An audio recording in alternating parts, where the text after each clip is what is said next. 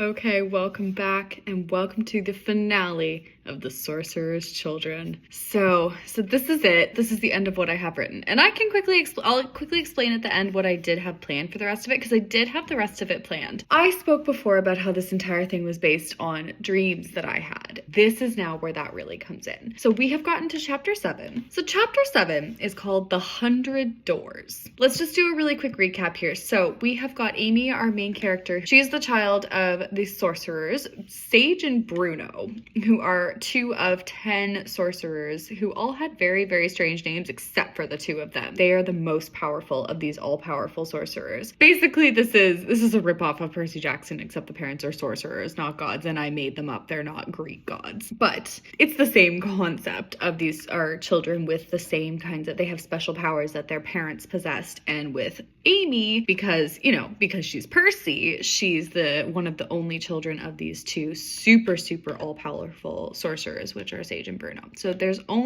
only children that Sage and Bruno had were Amy and her older sister Emma. And Amy and Emma have just snuck away from it's a village, not a camp, because it is not Percy Jackson. And they have snuck away to go visit their parents and deliver them a package. I don't entirely know. I think Amy just wants to go yell at them. All of the children of these sorcerers, everybody in the camp has had a really difficult life. Most of them were raised in orphanages, but Amy was raised in a prison, and Amy's angry about that, which, do you know what? I think we can give that to her. That is reasonable. I think she just wants to go yell at them, basically. But she has done this under the guise of, oh, well, I have a package to deliver to them. The package is something she has stolen from the leader of the village, whose name was Russell. He disappeared after chapter 3 and explicitly told Amy that she was not to leave the camp, but then he left a package that she knew was supposed to go to her parents on a table and left for a good week or 2. So obviously Amy stole it, and Amy ran away with her sister Emma and a random boy named Dominic, who obviously Amy is going to fall in love with. Dominic is already hopelessly in love with Amy, and Amy knows this, but she thinks he's annoying, but obviously they're going to fall in love. But obviously they're not, because the book is going to end here. So Amy and Emma and Dominic have snuck away. They are the trio, because this is a fantasy novel, and obviously there needs to be a trio. They have gone to the lair of Sage and Bruno. They flew there on an airplane. It is a major secret where all of these sorcerers live, and Emma, the older sister, was actually the guarder of this secret for a long time. She was the protector of this secret of where all the sorcerers live. She knew where they lived, and it was in fact so traumatic that she knew where these sorcerers lived that she is scarred for life, and I did repeatedly spell the word scarred with 2 C's. But these children just hopped on a plane, and I've justified that by saying that they don't know where they are. And so that is why Emma is so scarred, because she knew she knows where they're located, but it is very, very easy to actually reach them. So these children have taken a plane to the sorcerer's lair, and they have now arrived. And Amy thinks that they're just going to arrive and go give her parents the package, but it's not that simple. They have just arrived, and we are starting with the 100 Doors. We are actually not starting with Amy's perspective. We are starting from the perspective of Amy's new best friend bunkmate, Jade. So Amy has basically just left Jade in the dust. Amy told Jade that she has some training raid thing that evening and has snuck out. And Jade has now woken up. And Jade is obviously upset about this because Amy was her new friend, and Amy has snuck out. And we love Amy. That is something that I was trying to establish. Everybody loves Amy. Amy's the coolest. Amy is already Jade's best friend, and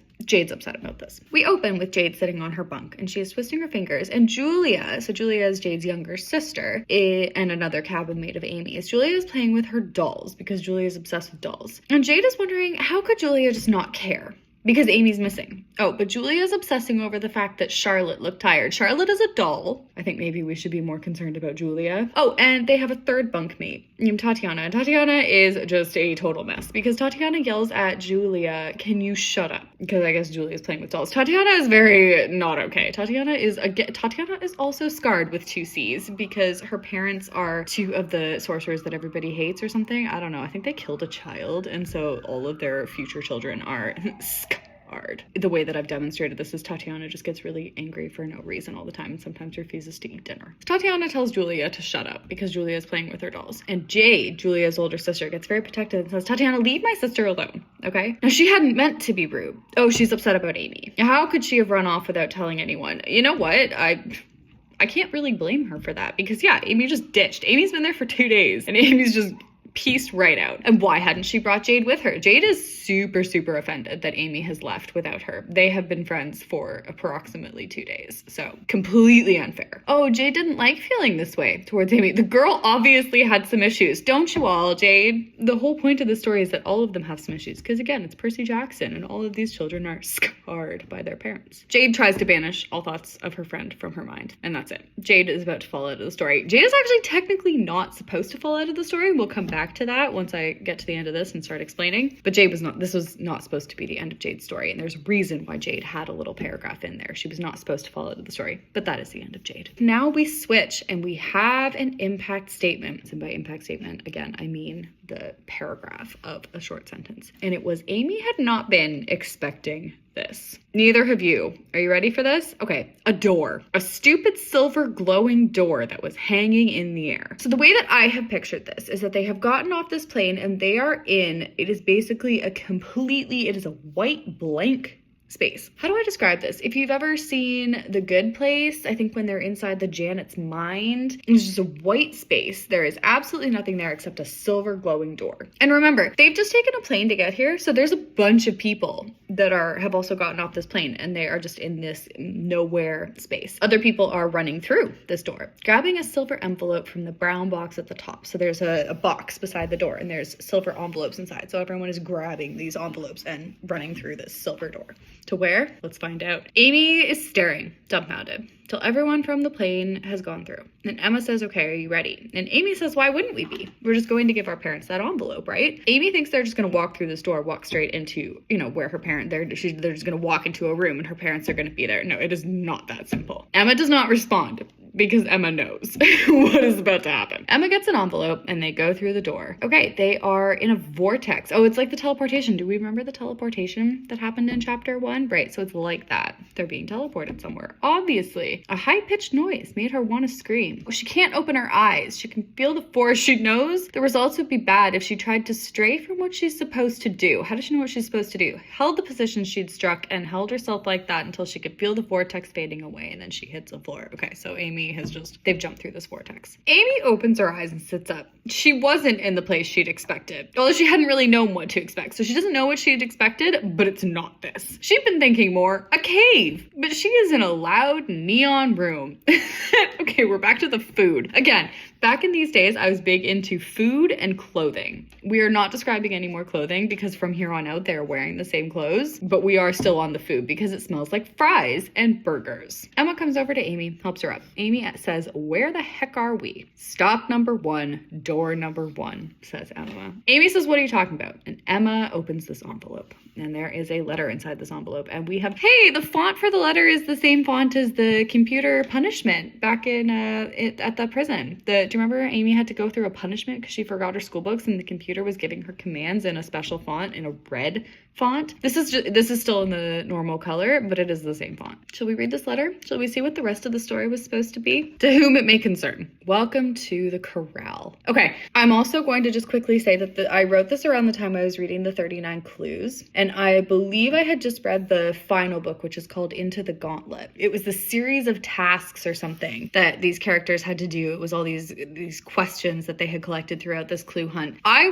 wanted to call it the Gauntlet because it was basically this. It was supposed to be the same thing, but I didn't want to copy it from the 39 Clues, so I chose the word corral. I'm gonna find the definition of corral because I didn't know what it was at the time. It's a musical thing.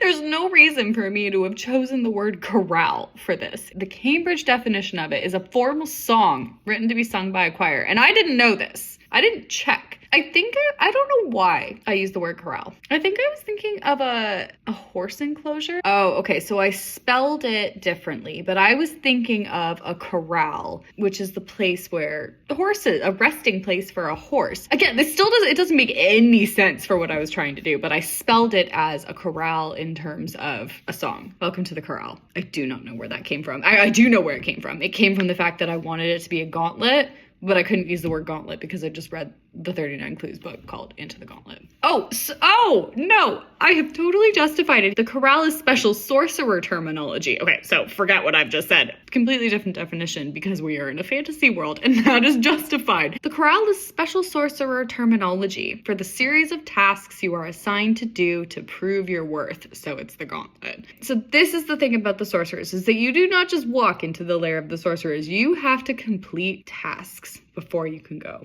Each sorcerer has a different number of tasks that needs to be completed and a different amount of time in which to do it. You are in the corral that belongs to Sage and Bruno. These two sorcerers have chosen to make their corral 100 tasks long. Now, can we guess what each of the 100 tasks is? Each of these 100 tasks was supposed to correspond to a dream that I had at some point in my life. I was going to write 100 different dream scenes in this book, and I had a list. I remember this. I had a notebook with a list of dreams, each of which was going to be a chapter or a scene of something these people were going to do based on a dream that I had. And I was actually having trouble narrowing it down. We only got through one, but every single task in this corral was going to be a dream. And there were going to be 100 of them.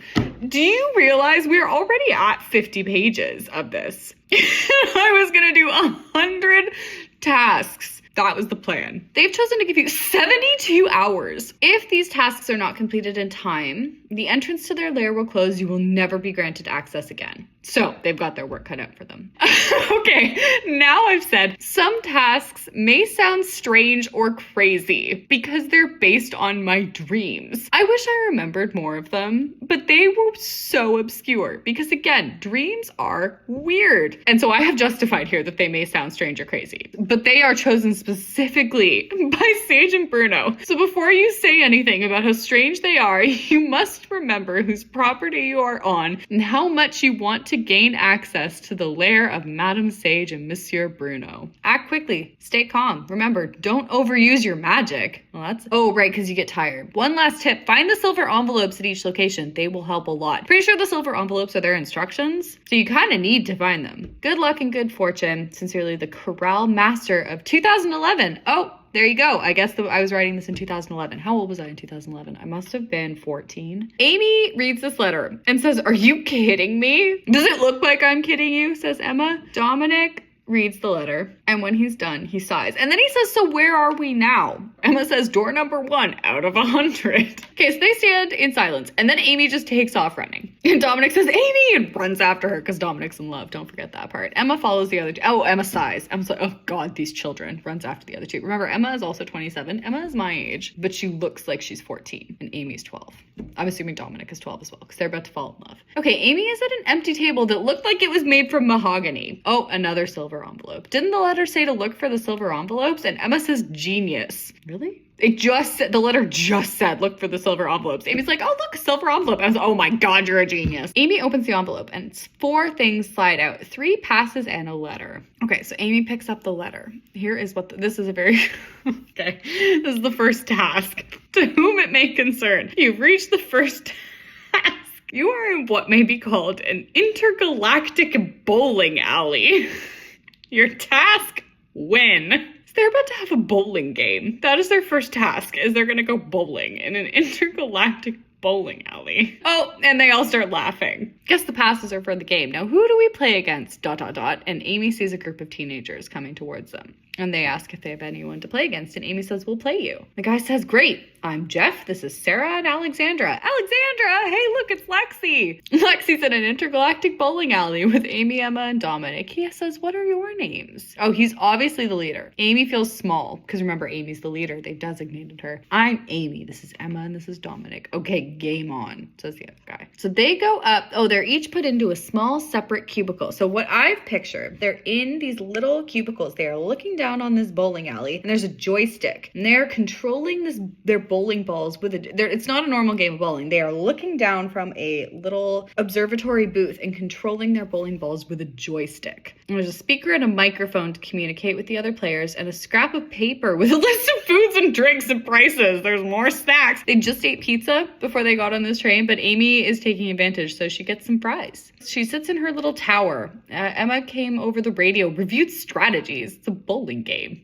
Are there strategies? I don't know. I'm not a bowler, but apparently they are strategizing for this bowling game. Oh, at first Amy is worried the other team would be able to hear her. Then she realized each team got separate radio stations. Amy felt content and safe. Okay, when it was her turn, she leapt up, led the ball gently down the lane, knocked down all the pins. Go, Amy. Amy's the best. Oh, Amy's surprised because she's never bowled before. Really? You were raised in a prison. They never took you on a bowling field trip? But she's quite good.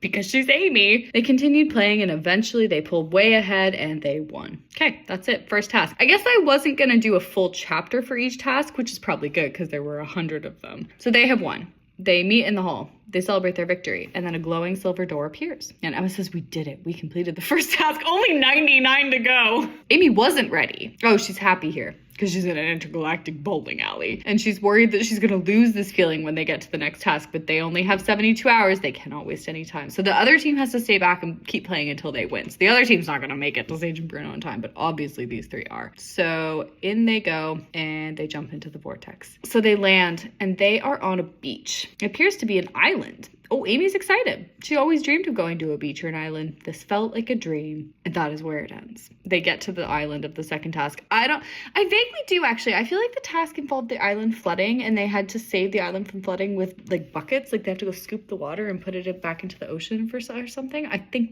feel like that was what was about to happen here. We did not get there. That is the end of the story that I have written. This is where I got stuck. They were going to complete this quest, go through 100 different dreams that I had at some point in my adolescence life. And I think the big plot twist was that there was eventually at some point they were going to notice that somebody was following them. It was going to be somebody in armor. So they didn't know who it was, but it was somebody following them through these tasks. And at the very end, door 99 after we've written out. And it's not that I was just going to say, here's an update from door 20 and from door 50. No. I was planning to write every single task. The plan was we were going to get to the very end and this mystery person in armor that had been following the whole time was going to get seriously hurt. I feel like there was a dragon involved at one point. Was that there was going to be a dragon involved. I don't know if I'd had a dream about a dragon or if I just thought that a dragon would be a dramatic ending, but this mystery person was going to be injured by this dragon, and Amy was going to find them and look down at their dying body and take their helmet off finally after this person's been following them for a really long time, and it was going to be Jade. I can't remember if she was going to die or if she was just going to come close to. I think she was going to die in Amy's arms, and it was going to be very dramatic and sad. I don't entirely remember how this is going to happen either, but I do think I was going to have Dominic almost die as well. He wasn't, because obviously he's Amy's boy, but I think I had planned to have Dominic. I think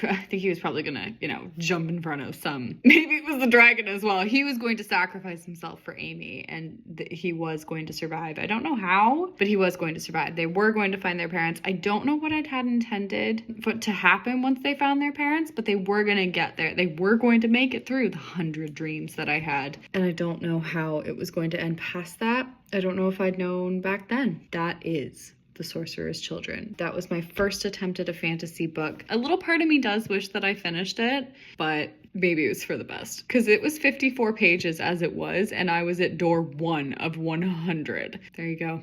That is The Sorcerer's Children. I hope you enjoyed it, and we will see you next time with another story from the archives.